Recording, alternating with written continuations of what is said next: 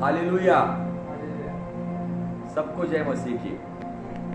Shalom. खुदावंद यीशु मसीह के पवित्र नाम में मैं पास्टर राजू ठाकुर पुणे महाराष्ट्र से और मेरे साथ मेरा बेटा जोएल ठाकुर, हम साथ में आप सभी का खुदावंद यीशु मसीह के नाम में हार्दिक स्वागत करते हैं। प्रभु आपको आशीषित करे, प्रभु आपकी सभी बातों में आपकी अगुवाई करे और जो समय हमने मुकर्रर किया है उस समय के अनुसार हम आज यह गुरुवार जो मैंने पिछले मैसेज में कहा था कि थोड़ा सा टाइम का प्रॉब्लम था इसलिए अलग अलग टाइम में कुछ हुआ है, लेकिन यहाँ से लेके उनके एडमिन जो है उनके साथ बात करते हुए हमने मुकर्रर किया है कि फिक्स किया है कि थर्सडे 6 to 7 और सैटरडे 6 to 7, तो ये रेगुलर बेस पे चलता रहेगा जब तक हम लोग लॉकडाउन में है।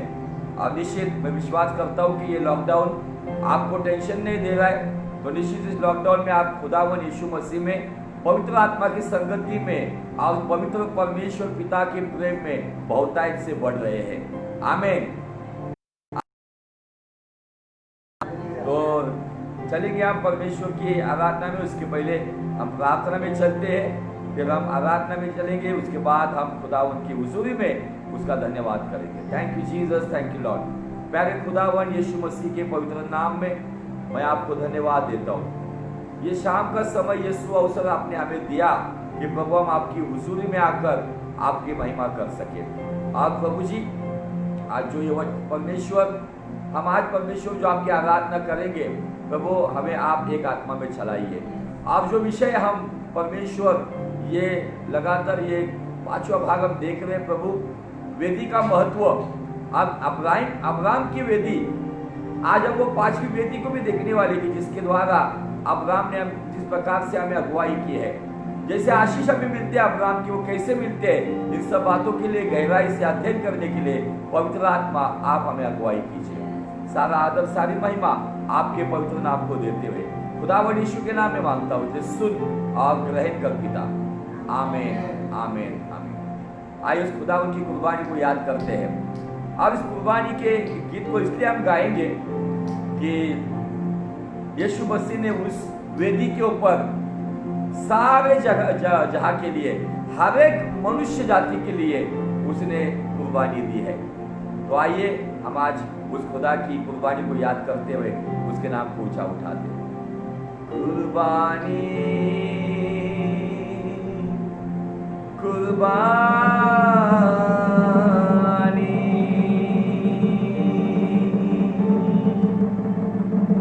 कुर्बानी कुर्बानी कुर्बानी कुर्बानी कुर्बानी कुर्बानी कुर्बानी कुर्बानी मेरी यीशु की कुर्बानी देती हमें जिंदगानी। मेरी यीशु की कुर्बानी देती हमें जिंदगानी। वो तो खुदा का कलमा था, वो तो खुदा का कलमा था, सारी शक्ल इंसानी। मेरी यीशु की कुर्बानी सारी शक्ल इंसानी।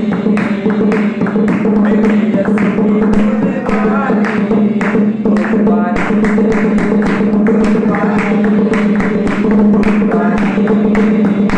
कुर्बानी कुर्बानी कुर्बानी। वो खुदावंद का लहू जो हमारे लिए बहाया गया है, वो सारे गुनाहों से हमें माफी मिलता है। भेड़ बकरों के लहू से किसी को उद्धार नहीं मिलता है। लहू ही वसीला था गुनाहों से माफी का, लहू ही वसीला था गुनाहों से माफी का। भेड़ बकरों का लहू बलि होना काफी था,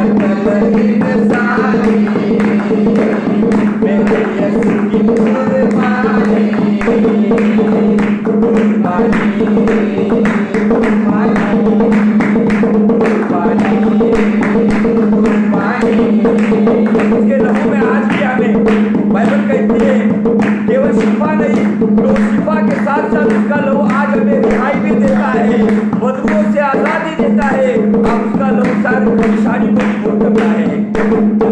यीशु के लहू में शिफा लहू मेरी आई है, यीशु के लहू में शिफा लहू मेरी आई है, बंधुओं में झगड़ों को आजादी दिलाई है, बंधुओं से झगड़ों को आजादी दिलाई है। यीशु के लहू में शिफा लहू मेरी आई है, यीशु के लहू में शिफा लहू मेरी आई है, बंधुओं से झगड़ों को आजादी दिलाई है, बंधुओं से झगड़ों को आजादी दिलाई है। करता है परेशानी, यीशु का लहू है लासानी, करता है परेशानी, यीशु का लहू है लासानी।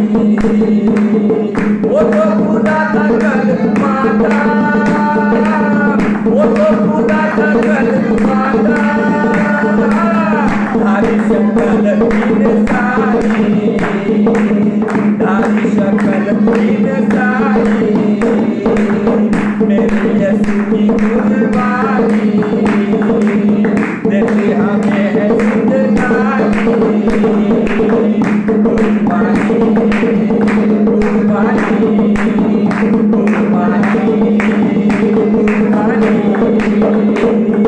आज दुनिया में कोई मुर्दों से जिलाया नहीं गया, वही हमारा खुदावंद यीशु मसीह जो केवल कुर्बान नहीं हुआ तो वो मुर्दे से जिलाया भी गया है। आज दुनिया में मुर्दे जो है, किसी की मजाक किसी की कब्र हमें राह नहीं दिखाएगी, जो कब्र को तोड़कर बाहर आया है वही यीशु हमें राह दिखाता है। मुर्दे राह दिखाएंगे क्या यीशु राह दिखाता है, मुर्दे राह दिखाएंगे क्या यीशु राह दिखाता है, यीशु राह जिंदगी का नाम ये सिखाता है, यीशु राह जिंदगी का नाम ये सिखाता है। मुर्दे राह दिखाएंगे क्या यीशु राह दिखाता है, मुर्दे राह दिखाएंगे क्या यीशु राह दिखाता है, यीशु राह जिंदगी का नाम ये सिखाता है, यीशु राह दिखाता है का नाम ये सिखाता है। कैसी है बात कुर्बानी, यीशु है जिंदगी का पानी, कैसी है बात कुर्बानी, यीशु है जिंदगी का पानी। वो तो खुदा का कलमाता, वो तो खुदा का कलमाता, धारी शक्ल इंसानी, मेरे यीशु की कुर्बानी देते हमें जिंदगानी, कुर्बानी कुर्बानी कुर्बानी कुर्बानी कुर्बानी कुर्बानी। Thank you Jesus. लहू ही वसीला था गुनाहों से माफी दा, भेड़ बकरों का लहू को ना काफी था, देने को हमें जिंदगानी, यीशु को पड़ी जान लुटानी। था कलमा था, वो तो खुदा था कलमा था, थारी शक्ल इंसानी, ओ मेरे यीशु की कुर्बानी,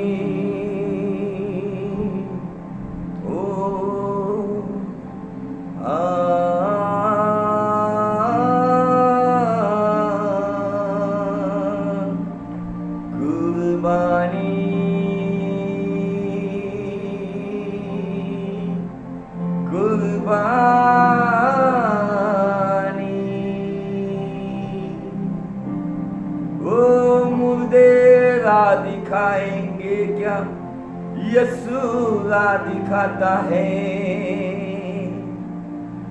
यीशु राह जिंदगी का कलाम ये सिखाता है। मुर्दे राह दिखाएंगे क्या, मेरा यीशु राह दिखाता है। यीशु राह जिंदगी का कलाम ये सिखाता है। कैसी ये बात दिल लुभानी, यीशु है जिंदगी का पानी। यस वही वो जिंदगी का पानी है, वो जीवन का जल, वो जीवन का सोता है।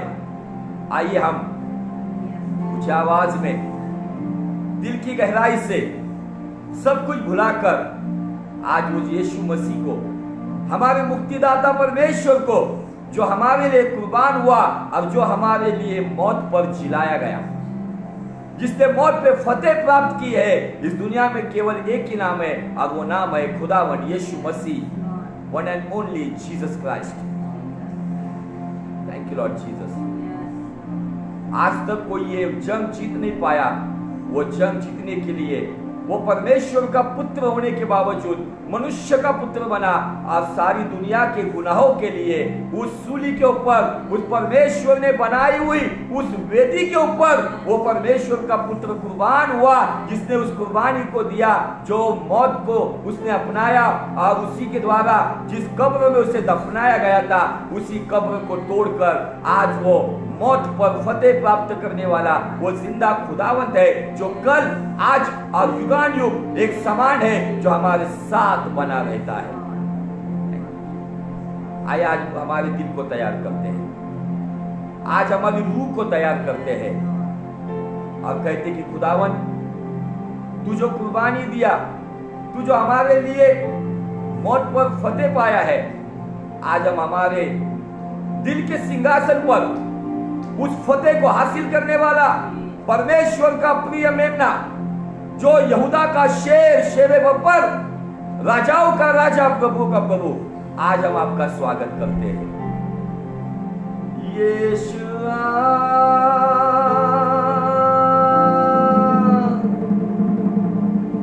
यीशुआ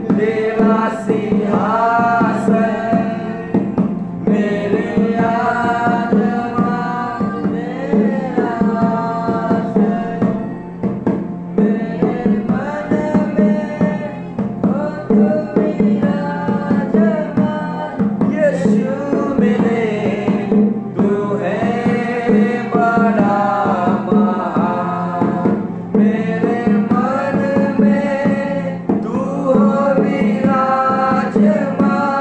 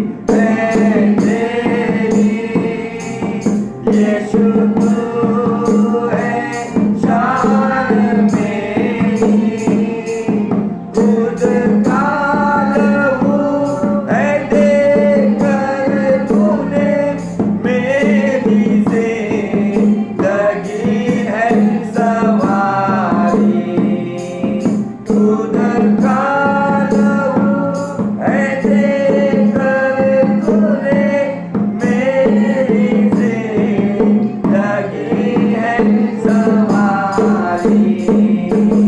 यीशुआ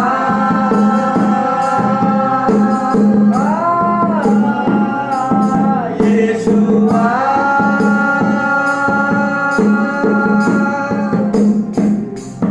यीशुआ मेरे मन में समा जा, यीशुआ मेरे मन में समा जा।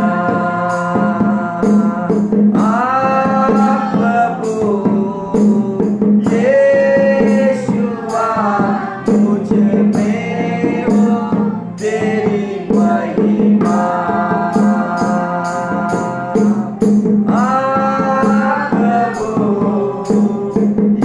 यीशुआ मुझ में हो तेरी महिमा। तेरे पास आता हूँ यीशु, तेरे पास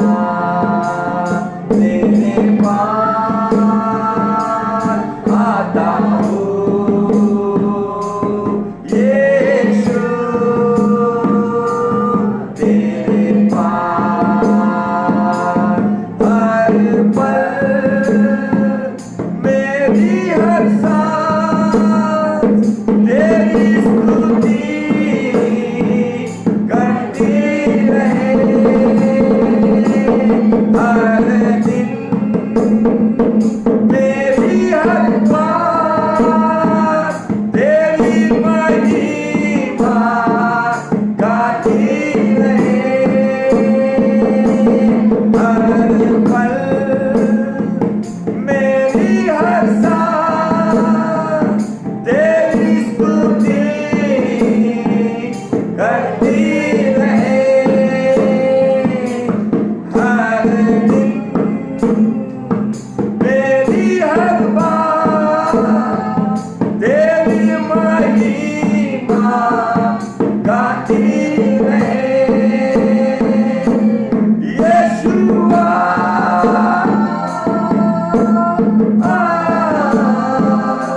यीशुआ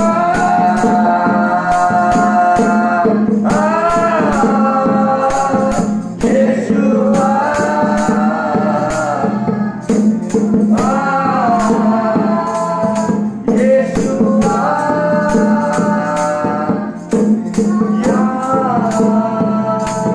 यीशुआ यीशुआ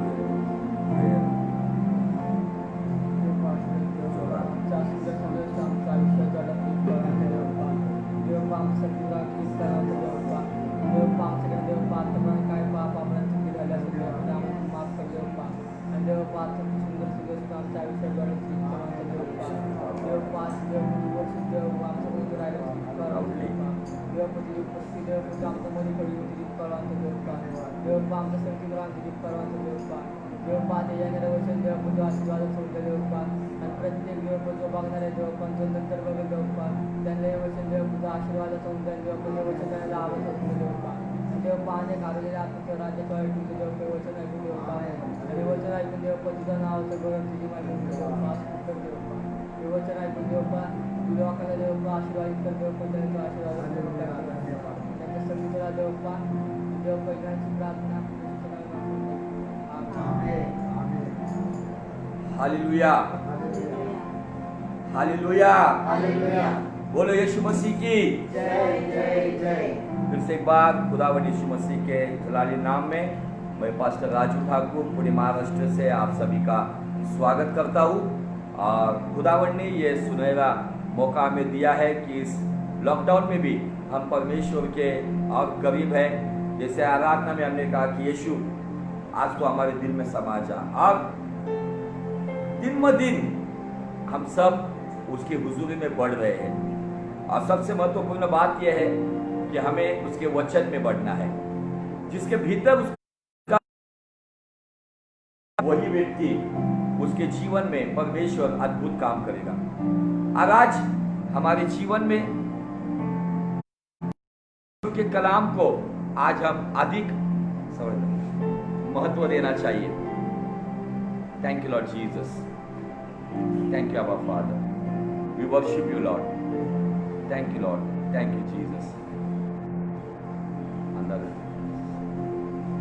थैंक यू लॉर्ड। मोबाइल की रोना मनो हल्ला भी तो mobile hello. Thank you Lord Jesus, अरे बाबा बाबा, थैंक यू जीसस। थोड़ा सा फोन सेटअप के लिए टाइम जा रहा है, कोई बात नहीं। तो हम जिस वचन के ऊपर अध्ययन कर रहे हैं वो वचन है निर्गमन 29:37। अब इस वचन के अनुसार हम जो बातों के ऊपर अध्ययन कर रहे हैं, ये 5वां पार्ट हम देख रहे हैं एडिक्टेड टू जीसस इस पेज के ऊपर। खुदावन हमें आशीषित कर रहा है, बहुत सारी बातों में हमें अगुवाई कर रहा है। और बहुत सारे भाई बहनों का कॉल भी मुझे आ चुका है कि यही मैसेज मैंने जैसा यूट्यूब पे भी शेयर किया तो बहुत सारे लोगों को परमेश्वर ने आशीषित किया, उनके जीवन में परमेश्वर ने अद्भुत काम किया। क्योंकि आज के डेट में हमारे लिए जरूरी बात वही है, वेदी। और वेदी के ऊपर हमने इससे पहले जो हमने नीति वचन 4:23 इस वचन को लेकर जो अध्ययन किया था, अब वो अध्ययन हमारा कम से कम 32 भागों में हुआ। अब वो वचन कहता है कि सबसे अधिक अपने मन की रक्षा कर, क्योंकि उसी के भीतर जीवन का मूल स्रोत है। अब जब हम नए टॉपिक को लेकर चल रहे हैं तो वो टॉपिक इसी टॉपिक के साथ कनेक्ट है। आज मनुष्य सभी बातों की सुधि रख रहा है, सभी बातों की ओर ध्यान दे रहा है। इस लॉकडाउन में लोग अपने घरों को सुधार रहे हैं, जहां पर भी जो भी पुराना जो भी कबाड़ पड़ा हुआ है उसको निकाल रहे हैं, सभी बातों की एक अच्छी व्यवस्था कर रहे हैं, अच्छी बात है। लेकिन पुराने नियम में जैसे कहा गया है निर्गमन 29:37 में 7 दिन वेदी के लिए प्रायश्चित कर, उसे शुद्ध कर, तब वो परम पवित्र हो जाएगी, और जो कुछ उसे छुएगा तो वो भी पवित्र हो जाएगा। तो वेदी, जब इस कंसेप्ट को पुराने नियम से अगर आप अध्ययन करेंगे तो लिखित स्वरूप में वेदी जो है, आप कहेंगे ये बार बार मैं क्यों दोहराता हूं, आपको अच्छी तरह से समझ में आए कि वेदी का महत्व क्या है। इस मैसेज में हमने टॉपिक लिया है वेदी का महत्व। अब उसके भीतर हमने अब्राहम की वेदी के ऊपर अध्ययन शुरू किया है। अब्राहम के जीवन में 5 वेदियां थी। अब वो 5 वेदियां हमें कुछ सिखाती है। लेकिन जैसे मैंने शुरू किया कि वेदी का पहला जिक्र बाइबल में कब आया, जब नूह का जहाज अरारत नाम के पर्वत के ऊपर, जो अरारत पर्वत आज भी तुर्कस्तान या टर्की में है, जहां पर कुछ साइंटिस्ट लोगों की टीम ने खोज की, अब वो अरारत पर्वत के ऊपर नूह का जहाज मिला है। जब वो जहाज अरारत पर्वत पे जाके रुक गया, 1 साल 10 दिन के बाद नूह बाबा और उसका सारा परिवार जमीन पर आए। परमेश्वर ने कहा, यहोवा ने कहा बाहर निकल आ जा। तो बाइबल कहती कि नूह बाहर आने के बाद उसने वहां पर आनंद नहीं किया। वो वहां पर जमीन पर आने के बाद एकदम आश्चर्यचकित नहीं हुआ। 1 साल 10 दिन के बाद मैं जमीन पर आया हूं, इसलिए उस खुशी के मारे वो नाचना कूदना नहीं चालू किया। तो बाइबल कहती है कि जैसे वो जमीन पर आया, उसने एक वेदी बनाई। उस वेदी के ऊपर शुद्ध पशु और शुद्ध पक्षियों का बलिदान उसने चढ़ाया। और बाइबल ये भी कहती है कि वो बलिदान उस वेदी के ऊपर से चढ़ाया गया था जो नूह ने बनाई थी। उसके द्वारा परमेश्वर संतोष पाया, परमेश्वर को सुखदायक वो सुगंध मिली। और परमेश्वर ने उस दिन नूह के परिवार के साथ और सारी दुनिया के साथ वाचा बांधी। और उस वाचा का चिन्ह अभी बारिश के दिनों में जब बारिश खुलती है, धूप निकलती है, तो कई जगह पर हमें मेघ धनुष्य दिखता है, रेनबो। ये मेघ धनुष उस बात का चिन्ह है जो परमेश्वर ने नूह के साथ और सारी कायनात के साथ जो वाचा बांधी है उसका वो चिन्ह है। और ये चिन्ह हमें बार बार इसी बात के ऊपर ध्यान लगाने के लिए आकर्षित करता है कि हाँ, यीशु मसीह कल आज और युगानुयुग एक समान है। यहोवा पिता सनातन परमेश्वर है, उसकी पाक रूह सनातन जमाने से आज तक हमारे बीच में काम करती है। तो ये लिखित स्वरूप में एक वेदी है, लेकिन अलिखित स्वरूप में एक वेदी हमें दिखती है जो हाबिल के पास है। और उस वेदी के ऊपर बाइबल कहती है उत्पत्ति 4:4 में परमेश्वर ने हाबिल और उसके बलिदान को ग्रहण किया। और बाइबल ये भी कहती है, लूका के 11 अध्याय के शायद 51 वचन में दिया है कि हाबिल से लेके जकरिया नबी तक वेदी और आंगन के बीच में वो घात किए गए। इसका मतलब हाबिल को जब केन ने मारा तब वो वेदी और उसके बीच में था। तो पहली वेदी हमें दिखती है वो वेदी जो हाबिल ने बनाई थी। और बाइबल कहती है इब्रानी 11:4 में उस वेदी के ऊपर जो बलिदान उसने यहोवा को चढ़ाया, अब वो वेदी उसका गवाह है। वो वेदी उसकी गवाही देती है कि उसने अपने बलिदानों के द्वारा परमेश्वर को उत्तम जो दिया उसके द्वारा वो धर्मी ठहराया गया। हाबिल भले ही मर गया है, लेकिन इन बातों के द्वारा वो मानो आज भी जिंदा है, ऐसी बात कर रहा है। इसलिए मैं वेदी के ऊपर आपको लेकर आया हूं। अब पुराने नियम की वेदी हमें दिखती है, नूह की वेदी, हाबिल की वेदी, अब्राम की वेदी, इसहाक की वेदी, याकूब की वेदी, मूसा की वेदी, हारून की वेदी, अच्छी वेदी, बुरी वेदी, अन्य जाति की वेदी, अन्य परमेश्वर की वेदी, आशेरा की वेदी, बाल की वेदी, पीतल की वेदी, पत्थर की वेदी, मिट्टी की वेदी, नाना प्रकार की वेदी, लकड़ी की वेदी। अब जब मूसा का समय आया तब परमेश्वर ने मेल मिलाप वाले तंबू में उस वेदी को बनाने के लिए लगाया। अब मंदिर का कंसेप्ट वहां पे बताया गया, आंगन, पवित्र स्थान और परम पवित्र स्थान। मैं ये ग्राउंड इसलिए हमेशा पिछला थोड़ा रिवीजन करके नए टॉपिक के लिए इसलिए आता हूँ कि आपको समझ में आए कि कुछ नए लोग जुड़े हुए हैं, उनको समझ में आए कि ये वेदी का महत्व क्यों है हमारे जीवन में। पुराने नियम में मूसा के टाइम में वेदी थी जो आंगन में रखी गई थी, वो थी होम वेदी, और पवित्र स्थान में रखी गई थी वो थी धूप वेदी। जहां पे धूप जलाया जाता था वो पवित्र स्थान था, और जहां पे बलियों को जलाया जाता था काट के उसे होम वेदी कहा जाता था, वो आंगन के अंदर था। फिर सुलेमान के जमाने में किंग सोलोमन उसने वो भव्य मंदिर को बनाया, और उसके मंदिर के भीतर भी यही बातें थी। लेकिन यही परमेश्वर बाद में यशायाह नबी के द्वारा कहता है कि मैं हाथों से बनाए हुए पत्थर और ईंटों से, मिट्टी से बनाए हुए उस मंदिरों में मैं रहता नहीं हूं, तो मैं वो सर्वशक्तिमान विराट परमेश्वर हूं। लेकिन जब मलाकी से मत्ते में जब हम आते हैं तो मलाकी से मत्ते में जो 400 साल का पीरियड था उसे साइलेंट पीरियड कहा गया। लेकिन जब मत्ते का 3 अध्याय वचन 16 से आगे पढ़ेंगे, जब यीशु मसीह बपतिस्मा लेकर बाहर आया तब पवित्र आत्मा उतर कर आया कबूतर की नाई, और आकाश से पिता की वाणी आई, ये मेरा परम प्रिय पुत्र है, इस विषय में मैं संतुष्ट हूं। और यीशु मसीह ने जब उसको सुलेमान के मंदिर के बारे में बताया गया, उन पत्थरों को दिखाया गया, तब यीशु मसीह कहता है ये मंदिर मैं तोड़कर 3 दिन में फिर से संवारूंगा। लोगों को हंसी आई, लेकिन चेलों को समझा ये अपने जीवन के बलिदान के बारे में, उसकी कुर्बानी और उसके पुनरुत्थान के बारे में बता रहा है। मतलब यीशु मसीह दुनिया में मनुष्य का पुत्र बनकर आया था, तो वो कहता है कि मैं खुदा का मंदिर हूं, जो तोड़ा जाएगा सूली के ऊपर, जो जोड़ा जाएगा कब्र से बाहर। हालेलुया। जो शरीर में मारा जाएगा, जो आत्मा में जिलाया जाएगा। और इन बातों को लेकर करिन्थियों की 3 अध्याय और वचन 16 में, आप 6 अध्याय वचन 19-20 में वो कहता है कि तुम्हारा शरीर पवित्र आत्मा का मंदिर है, क्या तुम उसे जानते नहीं हो? हालेलुया। फिर यह शरीर ये पवित्र आत्मा का मंदिर है, तो फिर वेदी कहाँ है? वो वेदी है मेरा दिल बने तेरा सिंहासन, मेरी आत्मा तेरा आसन।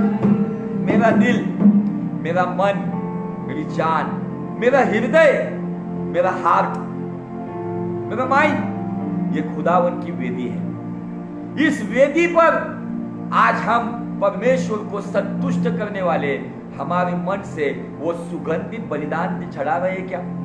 इसीलिए मैंने जो टॉपिक लिया है पुराने नियम की बातों को लेकर नए नियम की बातों को जोड़कर इन दोनों बातों को एक साथ करते हुए ये दोनों बातें हमारे जीवन को उसका लागूकरण या उस पर हम कैसे अगुवाई के साथ चले, इसके ऊपर हम अध्ययन करेंगे।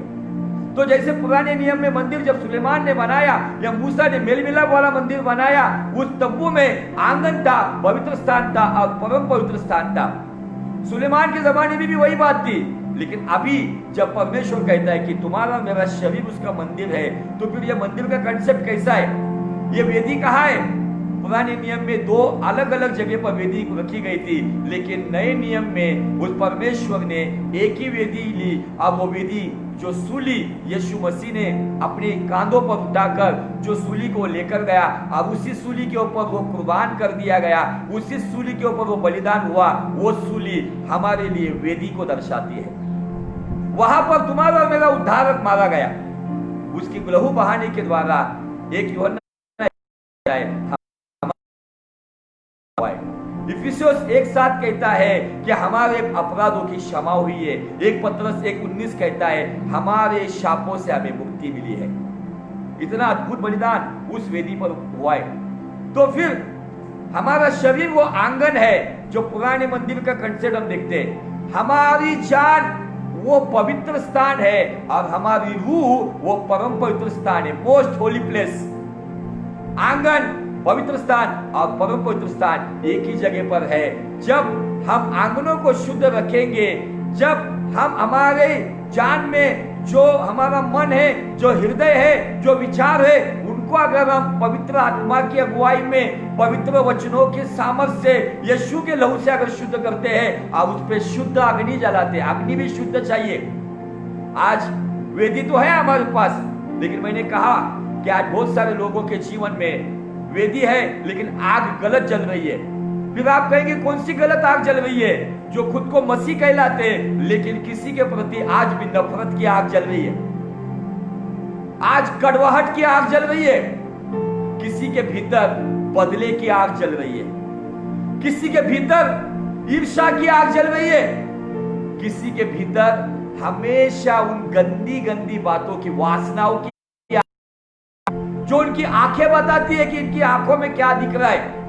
जब एक बहन को अगर कोई पुरुष या कोई जवान अगर किसी स्त्री को या किसी लड़की को अगर वो वासना के दृष्टिकोण से देखता है ना, तो वो स्त्री कैसे पहचानती है? उसकी आंखों के ऊपर। अगर किसी को अगर गुस्से में आया हमें किधर समझता है? जब उसकी आंखें लाल बुंद हो जाती है, उसकी आंखें बड़ी होती है, हमें समझता है देखो इसकी आंख कैसी आग उगल रही है। आज मुझे आपको बताएं, मन तो है, वो वेदी तो है, लेकिन वेदी पे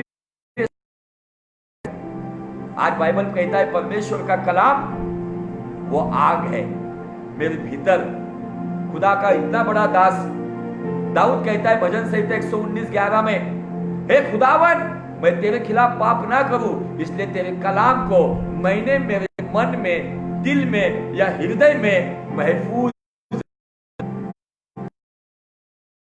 का कलाम है मतलब खुद खुदा है, तो आपके मन में कोई गलत ख्यालात नहीं आएंगे। निश्चित नाना प्रकार के आपके आसपास में टेम्पटेड करने वाले, आकर्षित करने वाली बातें रहेगी, लेकिन आपके भीतर इन सब टेम्पटेड करने वाली, आकर्षित करने वाली, वहां पे गलत राह पे लेके जाने वाली उन विचार धारणाओं के ऊपर आपको जयवंत करेगी। हालेलुया। एक सच्चे मसीह की पहचान ये नहीं है कि वो व्यभिचार नहीं करता।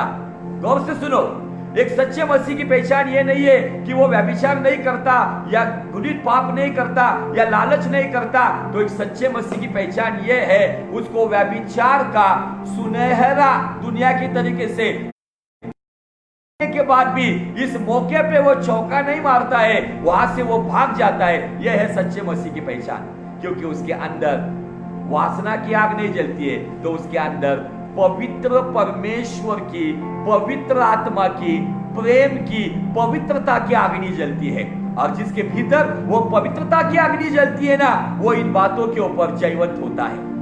अगर किसी का पैर फिसलता है, अगर कोई इन बातों से गिरता है, तो इसका मतलब कहीं ना कहीं वेदी के ऊपर गड़बड़ी है, वेदी के ऊपर कोई गलत तरीके की आग जल रही है।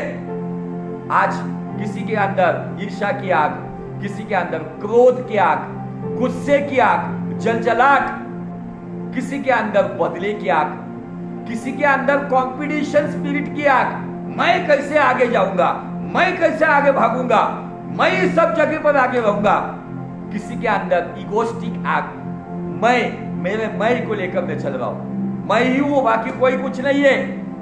घमंड की आग, खुद के अभिमान की आग। इतना बड़ा परमेश्वर का दास कहता है, मैंने भले इतनी बड़ी सेवकाई की, लेकिन वो कहता है मेरे मसीह की सूली, वो मसीह की वेदी और मसीह का कलाम, उसी के सिवाय मेरे अंदर कोई अभिमान नहीं है। मेरा धन, मेरा दौलत, मेरी पर्सनैलिटी, मेरा कलर, मेरी बॉडी, मेरी आने वाली है। बड़े बड़े सुरमा आज जमीन के अंदर 7 गज नीचे चले गए हैं, उनके अंदर कीड़े नाक से निकलकर भेजे से बाहर आ रहे हैं। जिन्होंने दुनिया को जीतने का दावा किया था, सिकंदर बादशाह आज भी उस जमीन में पड़ा हुआ है, लेकिन वो 1 सेंटीमीटर भी ऊपर आ नहीं सका।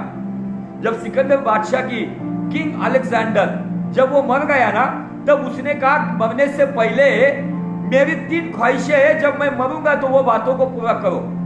थोड़ा अपने विषय को कनेक्टेड इसलिए मैं बताना चाहता हूं। अलेक्जेंडर सिकंदर बादशाह जो दुनिया को जीतने वाला, उसने कहा कि मेरी 3 ख्वाहिशें उसको पूरा करना। ख्वाहिश नंबर 1, उसने कहा कि जो माबूद, जो ताबूत को बनाए, जो कॉफिन रहेगा, जिस कॉफिन में मेरी डेड बॉडी रखी जाएगी ना, उस डेड बॉडी को उठाने वाले मेरे राज्य के बेहतरीन हाकिम और डॉक्टर होने चाहिए। वो हाकिम मेरे माबूद को या मेरे कॉफिन को उस शवपीठ वो कंधा देंगे। दूसरी ख्वाहिश उसने रखी कि मेरा एक हाथ उस कॉफिन के बाहर, उस शवपेटी के बाहर मेरा एक हाथ ऐसा लटका दो। और तीसरी बात उसने कहा कि बनाया जाएगा उस कब्रिस्तान के गेट से लेके तो मेरा गड्ढा जहां पर है कब्र का, वहां तक सारे सोने चांदी हीरे जवाहरात बिछा दो, उसपे से लोगों को चलने दो, उसपे से वो जो कब्र जो कॉफिन लेके जाएंगे उनको भी चलने दो। तो उसको पूछा गया कि महाराज बादशाह ये ख्वाहिश आपकी ऐसी क्यों है? तो उसने कहा कि इस दुनिया में कितने भी बड़े डॉक्टर या हाकिम रहेंगे ना, लेकिन हमारी सांस दुनिया बनाने वालों के हाथ में है। हालेलुया। हमारी सांस किसके हाथ? जब तक वो सांस रखता है तब तक जिंदा है। इसलिए घमंड मत करो, इसलिए आकड़ मत करो। कोई आकड़ की आग आपके मन की वेदी पे जलनी नहीं चाहिए। आज बहुत सारे लोग आकड़ में जी रहे, मिनिस्ट्री की आकड़, धन दौलत की आकड़, अपने पर्सनैलिटी की आकड़, अपने बच्चों की आकड़। लेकिन अलेक्जेंडर, किंग अलेक्जेंडर, सिकंदर बादशाह कहता है उन लोगों को कंधा देने को लगाओ जो एक्सपर्ट डॉक्टर थे। ये संदेश जाएगा, ये लोग हैं जिन्होंने मुझे बचाने की कोशिश की लेकिन बचा नहीं पाए। और एक एग्जांपल ऐसा है, जब माइकल जैक्सन दुनिया का हीरो था, उसके पास 32 एक्सपर्ट डॉक्टर थे। 32 हमेशा उसके साथ चलते थे। वो 32 डॉक्टर, जिस फ्लाइट में वो जाता था वो 32 डॉक्टर उसके साथ चलते थे। हर एक शरीर के अंगों के डॉक्टर थे वो। लेकिन इतने 32 डॉक्टर होने के बाद भी माइकल जैक्सन को बचा नहीं पाए। हालेलुया। कौन सा घमंड लेके चल रहा है इंसान आज मुझे आपको बताना है। दूसरी बात, अलेक्जेंडर ने कहा, किंग अलेक्जेंडर ने उस माबूद के बाहर, उस कॉफिन के बाहर, वो जो जिसपे बॉडी को रखा गया है उसके बाहर मेरा हाथ एक रख दो। जैसे अय्यूब ने कहा था, मैं मेरी मां के गर्भ में से नग्न आया हूं, खाली हाथ आया हूं, खाली हाथ जा रहा हूं। हालेलुया। कौन सा घमंड है? अलेक्जेंडर ने यह संदेश हमें दिया है हजारों साल पहले। वो कहता है मैं दुनिया जीत कर आया हूं लेकिन खाली हाथ आया और खाली हाथ जा रहा हूं। कौन सा घमंड है हमारे अंदर? तीसरी बात उसने कहा, जहां से कब्रिस्तान की शुरुआत है वहां से कब्र तक सोने चांदी हीरे जवाहरात से रास्ता बना दो। उसने तीसरा संदेश ये दिया, कब्र में मैं खाली आया हूं, कब्र में मैं मिट्टी हूं, मिट्टी में मिलाया जाया हूं, ये धन दौलत मेरे साथ नहीं आएगी। तो किस बात का घमंड है इंसान को आज? इसलिए मैं इस टॉपिक को लेकर आया हूं। मेरे पास समय 15 मिनट का समय बचा हुआ है। आज मुझे आपको, परमेश्वर के लोगों, आपको मुझे प्रोत्साहित करना है, आपको मुझे परमेश्वर की ओर फिर से आकर्षित करना है। इस लॉकडाउन में मुझे आपको जी जान तोड़कर मैं बता रहा हूं कि परमेश्वर के लोगों, अपनी वेदी की सुरक्षा करो, अपने वेदी को परमेश्वर के जल रूपी वचन के द्वारा, आत्मा के जल के द्वारा, यीशु के लहू के द्वारा इस मन की वेदी को शुद्ध करो, इन हाथों को शुद्ध करो, इस शरीर के मंदिर को शुद्ध करो, अपने निगाहों को शुद्ध करो, अपनी जुबान को शुद्ध करो, अपने कानों को शुद्ध करो, अपने विचारों को शुद्ध करो। इस वेदी के ऊपर ना नफरत की आग, ना वासना की आग, ना जलजलाहट की आग, ना क्रोध की आग, ना ईर्ष्या की आग, ना ईगो की आग, ना किसी दुनिया की बातों की आग जले। तो इस वेदी के ऊपर पवित्र आत्मा की उसके आग जलने दो। जब यह आग जलेगी ना, उस पर जो भी गलत है ना वो जल जाएगा, और जो खुदा की ओर से ना वो आपके जीवन से निखर कर आएगा, आपके जीवन से कचरा जल जाएगा, और आपका जीवन किसी को अंधेरे में जो चल रहा है, जो पाप के अंधेरे में, उसको उजाला देने के लिए खुद आप उसके जीवन का उजाला बनोगे। क्योंकि यीशु मसीह ने 2020 साल पहले पहाड़ी के प्रवचन में कहा है, आप हो जीवन का सब जगत का प्रकाश। हालेलुया। लेकिन आज सवाल यह है, क्या मेरे जीवन में ऐसा है? और हम इब्राहिम की वेदी की शुरुआत की, 15 मिनट में यह खत्म हो जाएगा टॉपिक। मैं आज 5वीं वेदी बताऊंगा। इस 5वीं वेदी पर जाने से पहले थोड़ा सा मैं आपको उसका रिवीजन करना चाहता हूं। उत्पत्ति 12:4 से आगे हम देखेंगे, वहां पे इब्राहिम को जहां पर परमेश्वर ने दर्शन दिया था, जहां पे वो अब्राम था, अब्राम नहीं था उसमें, वहां पे परमेश्वर ने उसके साथ वायदा किया, प्रॉमिस दिया, दर्शन दिया।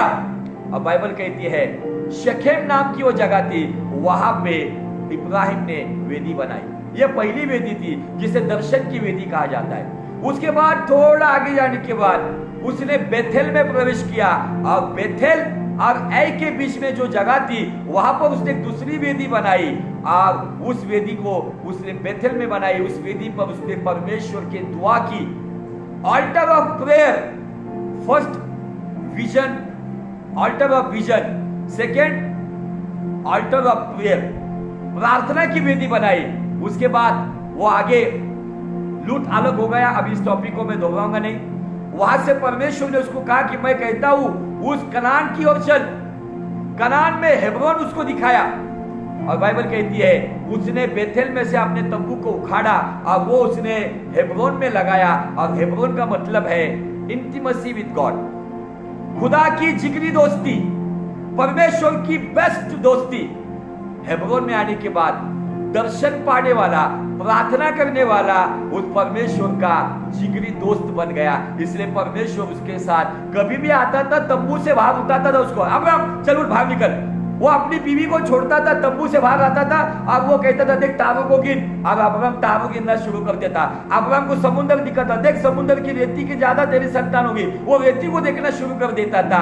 ऐसी दोस्ती हो गई थी, पागलपन की दोस्ती हो गई थी अब्राहम की और परमेश्वर की। वो हेब्रोन में थी, यह हेब्रोन में तीसरी वेदी थी। और हेब्रोन को छोड़कर कुछ समय के बाद अब्राहम अबीमेलेक के जो पैलेस्टाइन राजा गरार में चला गया। अब गरार में जाने के बाद आपको पता है कि वहां पर जाकर अब्राहम ने वहां पे बताया कि ये मेरी बहन है, अमका ढमका सब होगा। ये सब टॉपिक को नहीं लेंगे हम, लेकिन जब अबीमेलेक को समझा कि वहां पे परमेश्वर ने अबीमेलेक को ख्वाब में दर्शन देकर कहा इब्राहिम मेरा नबी है, ही इज माय प्रॉफिट। आज ये प्रॉफिट की बात जब उसको समझी, तब अबीमेलेक बेरशेबा में जहां पर इब्राहिम रहता था वहां पे उसके सेनापति पिकोल को लेकर आया, और वहां पे एक वाचा बांधी गई, एक एग्रीमेंट हुआ वहां पे। अब वो वाचा बांधने के बाद, जहां पे हम लास्ट सैटरडे को हम रुके थे, वहां पे चलते हैं। बाइबल कहती है उत्पत्ति की 21 अध्याय और बाइबल 33 वचन में कहता है, 32 से पढ़ेंगे आपको समझने के लिए। जब उन्होंने बेरशेबा में, ये बेरशेबा है जगह, बेरशेबा का मतलब खुदा के साथ बंधी हुई वाचा, कवनेंट ऑफ गॉड। आपको कवनेंट करना होगा उसके साथ। ऑलरेडी उसने अपने लहू का कवनेंट हमारे साथ किया है, जो नया नियम कहता है, न्यू कवनेंट उसने किया है। ओल्ड कवनेंट तोड़ दिया उसने, पुराने नियम को तोड़ दिया, और उसने नया नियम बनाया, और हमें नया किया है। हालेलुया। जब वाचा बांधी, तब अबीमेलेक और उसका सेनापति पिकोल उठकर फलिस्तियों के देश में लौट गए। फिर अब्राहम ने बेरशेबा में झाऊ के एक वृक्ष को लगाया और वहां यहोवा जो सनातन ईश्वर है उसकी प्रार्थना की। यहाँ पे एक पेड़ लगाया, एक पेड़ भी है ना, एक चिन्ह का स्वरूप था। और बेरशेबा के अंदर अब्राहम के बाद ये बेरशेबा का पूरा जंगल झाऊ के पेड़ का बन गया। ये जो पेड़ इस तरीके से बढ़ गए, परमेश्वर ने वहां पे वाचा स्वीकारी, प्रार्थना की गई वहां पे। और यहां पर उस वेदी को बांधकर फिर इब्राहिम फिर से एक बार आपको बताना चाहता हूं, खुदा का दर्शन पाता है। लेकिन उसके बीच में ना दो लोगों का जन्म हुआ। वो जन्म किधर हुआ? हेब्रोन में, इस्माइल का और इसहाक का। और जब इब्राहिम जब बेरशेबा में आया ना, तो बाइबल कहती है उसके पहले परमेश्वर ने सारा को जैसे उकसाया, सारा को जैसे मार्गदर्शन किया और सारा की बात मानने के लिए इब्राहिम को कहा। और हगार जो हाशिरा थी, जो मिस्री दासी थी, उसे और इस्माइल को जंगल में भेज दिया गया और इसहाक उसके साथ रहने लग गया। थोड़ा सा हम पढ़ेंगे यहां से उत्पत्ति का 21 अध्याय और वचन 8। वो लड़का बड़ा और उसका दूध छुड़ाया गया। इसहाक बड़ा हो गया, उसका दूध छुड़ाया गया। जो दूध सारा माँ की छाती से वो पीता था, वो दूध छुड़ाया गया। और इसहाक के दूध छुड़ाने के दिन अब्राम ने बड़ा भोज किया, बड़ी पार्टी दी गई। बच्चों ने दूध पीना छोड़ दिया बोल के बड़ी पार्टी दी गई। लेकिन आज मैं इस बात को देखता हूँ ना, कुछ विश्वासी जो बड़े बड़े उम्र के कितने भी बड़े हो गए ना, अभी भी वो वचन का दूध ही पी रहे, वचन की रोटी नहीं खा रहे। उनका दूध छुड़ाना बहुत जरूरी है और बड़ी बड़ी भोज देना बहुत जरूरी है। ये थोड़ी सी अलग बात है, ये अलग विषय है। लेकिन ये वचन को मैंने क्यों पढ़ा, इसका पॉइंट आपको समझने के लिए 22 अध्याय 1 से आगे जब मैं पढ़ूंगा तो कुछ बातों के ऊपर मैं उजाला डालने की कोशिश करूंगा। 22 अध्याय का हेडिंग कहता है अब्राम के परीक्षा में पढ़ने का वर्णन। अब्राम के परीक्षा में पढ़ने का वर्णन। अब्राम परीक्षा में पढ़ा क्यों? अब्राम को परीक्षा देने क्यों पड़ी? अब्राम परीक्षा में क्यों गया? इन सब बातों के सवाल खड़े रहते। कुछ लोग कहते हैं कि परमेश्वर ने विश्वास की परीक्षा ली, लेकिन उसके पीछे भी कुछ कारण है। उस कारण को हम बिब्लिकल बेस के ऊपर देखना चाहिए। कभी कभी हमारे जीवन में ना परमेश्वर ऐसी परीक्षाओं को लेकर आता है, वो परीक्षा जो बातें हमें जान से अजीज होती ना, उसी बातों की परीक्षा आती है। तब उस परीक्षा में समझना है परमेश्वर दुनिया की बातों से हमारा ध्यान हटाकर अपनी ओर आकर्षित करने ला रहा है। आज एक कोरोना वायरस की परीक्षा आई है, खाने पीने की परीक्षा है, नौकरी की परीक्षा है, बिजनेस की परीक्षा है, सेवकाई की परीक्षा है। ये परीक्षा क्यों आई है? ये परीक्षा इसलिए आई है, खुदावंद चाहता है मेरे बेटे मेरी बेटी मेरी ओर आकर्षित हो जाए। अब जब हम आगे देखते, इन बातों के पश्चात, इन बातों के पश्चात मतलब किन बातों के पश्चात? नंबर 1, इस्माइल को हाजिरा को जंगल में भेजने के पश्चात। नंबर 2, इसहाक का जन्म होने के पश्चात। नंबर 3, इसहाक का दूध छुड़ाने के बाद की गए भोज के पश्चात। उसके बाद अब्राम और अबीमेलेक का बेरशेबा में वहां पे वाचा बांधने के पश्चात। इन सब बातों की घटनाओं को आपको समझना होगा। इसहाक का जन्म, इसहाक के लिए बड़ा भोज, इस्माइल को जंगल में भेजना, वहां पे अब्राम का अबीमेलेक के साथ वाचा बांधना, इन सब बातों के पश्चात ऐसा कहा है, यह उसका वर्णन है। और बाइबल कहती है परमेश्वर ने अब्राम से यह कहकर उसकी परीक्षा की, हे अब्राम। उसने कहा, किसने? अब्राम ने कहा, देख मैं यहां हूं। एक्चुअली टाइम खत्म होते आ रहा है, इसको हम अगले एपिसोड में इसको वापस कंटिन्यू करेंगे। मैं यहां हूं। अगर आप पीछे थोड़ा सा जाओगे ना, 15 अध्याय, 16 अध्याय, 17 अध्याय, परमेश्वर अब्राम को दर्शन देता है ना। अब्राम ने कभी ऐसा नहीं कहा मैं यहां हूं। हम गीत में गाते हैं मैं हूं यहां, मैं हूं यहां, वो अलग बात है। लेकिन मैं जब इस सेंटेंस को पढ़ता हूं ना, मैं यहां हूं, अब्राम को यह बताने की जरूरत क्यों पड़ी? अब्राम को इस तरीके से जवाब देने की जरूरत क्यों पड़ी? तो थोड़ा सा अगर उसको आपको समझना है तो थोड़ा सा पीछे जाएंगे। जब अब्राम 99 साल का हो गया और 99 साल की आयु में परमेश्वर उसको दर्शन देता है, जो उत्पत्ति का 17 अध्याय वचन 1 में दिखता है। जब अब्राम 99 वर्ष का हो गया तब यहोवा ने उसको दर्शन देकर कहा, मैं सर्वशक्तिमान ईश्वर हूं, मेरी उपस्थिति में चल और सिद्ध होते जा, मैं तेरे साथ चलूंगा और तेरे वंश को अत्यंत ही बढ़ाऊंगा। तब अब्राम मुंह के बल गिरा। अब्राम को यहाँ पर भी पुकारा गया था दर्शन देकर, लेकिन अब्राम ने ये नहीं कहा मैं यहाँ हूं, क्योंकि अब्राम तब सच में उस 99 वर्ष की आयु तक परमेश्वर में बना रहा। उसके बाद जब हम देखते हैं अब्राम जब हेब्रोन में गया, हेब्रोन में जब 3 लोग आते हैं, उसमें परमेश्वर और उसके 2 दूत आते हैं। जो परमेश्वर अब्राम को कहता है कि मैं सदोम और गमोर का नाश करने जा रहा हूं, तो ये बातें मैं तुझसे कैसे छुपाऊं? जो 18-17 में दिखता है, उत्पत्ति 18-17 में वहां पे बाइबल कहती है, कड़ी धूप के समय में तंबू के दरवाजे के पास अब्राम बैठा था, तब 3 पुरुष उसे आके मिलते। 2 चले गए सदोम गमोर में और एक वहां रुका रहा, और वो है सर्वशक्तिमान यहोवा परमेश्वर प्रभु यीशु ख्रिस्त पवित्र आत्मा त्रैक्य परमेश्वर, एक अस्तित्व और 3 व्यक्तित्व समान स्वरूप में। यहां पे उसको कहते हैं, तब यहोवा ने कहा, यह जो मैं करता हूं उसे अब्राम से कैसे छिपाऊं? ओके, लेकिन इस सब बातों में अगर हम कम्युनिकेशन को पढ़ेंगे ना, तो इस कम्युनिकेशन में परमेश्वर को अब्राम ने कभी नहीं कहा मैं यहां हूं। यहां पे कहने की नौबत क्यों आई? यह बेरशेबा की जगह है, बेरशेबा में जहां पे वाचा बांधी गई थी, लेकिन उसी वाचा को बांधने के बाद अब्राम स्लाइटली थोड़ा सा दुनिया में घुल मिल गया था। अब उसका सबूत यह था कि जब इसहाक का दूध छुड़ाया गया ना, मुझे ऐसा लगता है कि जैसे फर्स्ट बर्थडे के ऊपर जैसे बाप अपने बेटे के लिए एक बड़ी दावत देता है, जैसे भी हो, जैसा भी बाप हो, अगर वो लोअर क्लास का हो, मिडिल क्लास का हो या हाई क्लास का हो, लेकिन वो अपने बच्चे का पहला बर्थडे बहुत जोरदार करता है। दुनिया को बुलाता है, थैंक्स गिविंग की प्रार्थना रखता है, अब इन बातों में घुल मिल जाता है। अब्राम सेम वे में हेब्रोन में उस दोस्ती की जो जिगरी दोस्ती थी ना, उस दोस्ती से थोड़ा कम्युनिकेशन कम हो गया। और परमेश्वर ये ईर्ष्यावान परमेश्वर है। कौन सा परमेश्वर है? ईर्ष्या।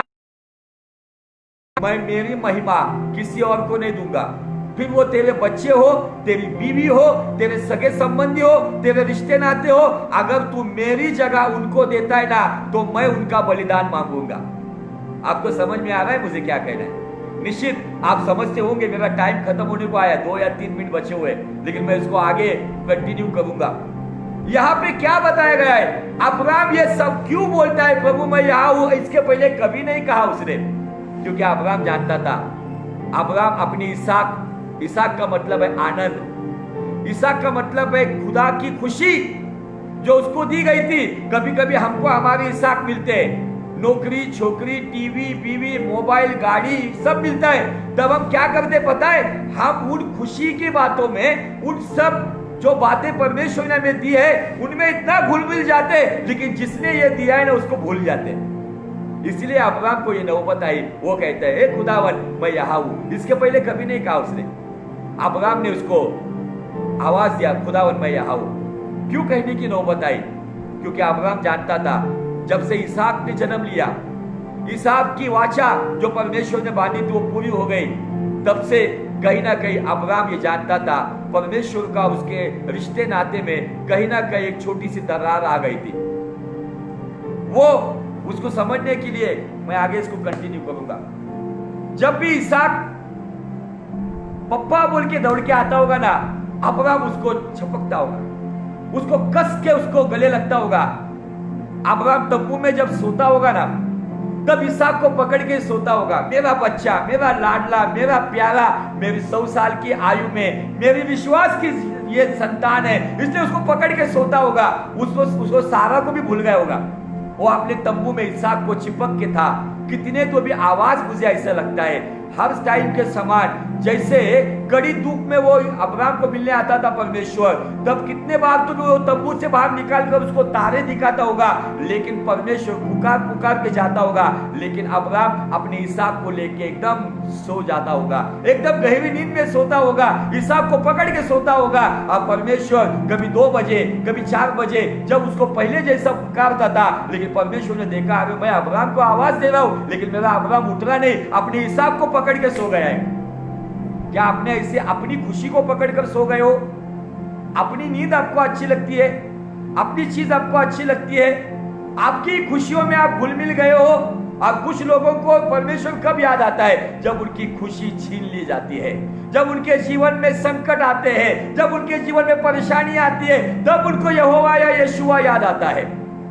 लेकिन अगर हम हमारे रिश्ते नातों से ज्यादा, एक कलाम को मैं पढ़ूंगा, इसको मैं आगे भी कंटिन्यू करूंगा, जो कलाम लूका रचित सुसमाचार का अध्याय 9 और 23 में दिया गया है। लूका, gospel of Luke chapter 9 and verse 23। उसने सबसे कहा, यीशु ने, यदि कोई मेरे पीछे आना चाहे तो वह अपने आप से इनकार करे और प्रतिदिन अपना क्रूस उठाए मेरे पीछे हो ले। और वचन पढ़ेंगे इसी लूका का 14:25। जब बड़ी भीड़ उसके साथ जा रही थी तो उसने पीछे मुड़कर उनसे कहा, यदि कोई मेरे पास आए और अपने पिता, अपनी माता, पत्नी और बच्चों और भाइयों और बहनों वगैरह अपने प्राण को भी अप्रिय न जाने तो वो मेरा चेला हो नहीं सकता। जो कोई अपना क्रूस न उठाए और मेरे पीछे ना आए वह भी मेरा चेला नहीं हो सकता। क्या कहना है यहाँ पे? हम जो वेदी का महत्व लेकर जा रहे हैं, इस मन की वेदी में मेरे रिश्ते नातों को अधिक जगह है परमेश्वर से अधिक, तो मुझे खतरे की ये बेल बज रही है। अब्राहम की जैसी ये नौबत ना आए कि ऐसा कह दे, प्रभु मैं यहाँ हूं, मैं ये कहना चाहिए, हाँ प्रभु मैं तेरे साथ ही चलता हूं। अब्राहम को कभी ये बात कहने की जरूरत नहीं आई, ये थोड़ा अलग रेवलेशन है। मैं हर छोटे छोटे वचन को लेकर सिंपल वे में समझने की कोशिश करता हूं। जब ये वाक्य मैंने जब पढ़ा, मैंने देखा कि मेरे पढ़ने में मैंने कभी अब्राहम का ये वर्ड, इससे पहले ये सेंटेंस इससे पहले ना पढ़ा ना इससे बाद पढ़ा। ये सेंटेंस बोलने की जरूरत क्यों पड़ी? क्योंकि अब्राहम जानता था जब से इसहाक मिल गया तब से खुदा की दोस्ती कम हो गई। शादी से पहले लड़कियों को मैं देखता हूं वो प्रभु के लिए बहुत जोशीले होते, लड़कों को मैं देखता हूं प्रभु के लिए बहुत जोशीले हो जाते। अब जैसे ही जब उनको उनकी हवा मिल जाती है या उनको उनका आदम मिल जाता है, वो परमेश्वर को भूल जाते। जो परमेश्वर के लिए मरने मिटने की बात करने वाले वही लोग कहते हैं अरे हमने बहुत किया है, आपको क्या पता है, दुनिया की जैसे बन जाते हैं। आज इन लोगों के जीवन में परीक्षाएं आती, क्यों आती है? वो चाहता है परमेश्वर जिस इसहाक से तू प्यार करता है ना, वही इसहाक मुझे बलिदान में चाहिए। लेकिन ये खुदावन इतना भी खुदगर्ज नहीं है कि जो आपका इसहाक आपसे छीन ले। हमें पता है खुदावन ने इसहाक का बलिदान नहीं लिया, वो इसहाक उसको लौटा दिया। ये बलिदान क्यों करने के लिए नौबत आई? परमेश्वर अब्राहम को दिखाना चाहता था। वो बेरशेबा से लेके मोरिया पर्वत का जो सफर था ना, वो सफर में परमेश्वर ने उसको बात की, अब्राहम जब तू तेरे देश से निकला था ना, तू क्या था रे, क्या था तेरे पास? लेकिन मैंने तुझे कुछ भी नहीं था, लेकिन मैंने तुझे सब कुछ दिया। लेकिन आज सब कुछ मिलने के बाद तू मुझे भूल गया। याद कर तू कहां से गिरा, अपने मन को फिरा और फिर से वो पहला सा प्रेम कर, ताकि मैं तुझे फिर से प्रेम करना शुरू करूं। ये बहुत ही महत्वपूर्ण संदेश है परमेश्वर के लोगों। मेरा जीवन इस संदेश के द्वारा बदल गया। मैं भी मेरे जीवन में, मेरे परिवार में, मेरे बच्चों में घुल मिल गया था एक समय के लिए। तब मेरे परमेश्वर ने मेरे जीवन में परीक्षा लाई। मेरे छोटे बच्चा जो आज मेरे साथ वर्शिप कर रहा था, उसकी बीमारी के समय में परमेश्वर ने मुझसे बात की और वो खुदावन ने कहा तुझे पहले मुझसे प्यार करना होगा। अगर मुझे उसका चेला बनना है, आपको उसको चेली बनना है, तो आपको आपके हर जीवन में आपके इस मन की वेदी पर आपके रिश्ते नातों को हटाना होगा और इस मन की वेदी के सिंहासन पर आपको यीशु मसीह को पहले स्थान पर रखना होगा। दाऊद कहता है भजन संहिता 16:8 में, मैंने मेरे परमेश्वर को मेरे आंखों के सामने हरदम रखा है, इसलिए वो मेरी दाहिनी ओर है, इसलिए मैं ना डरूंगा ना मैं डगमगाऊंगा।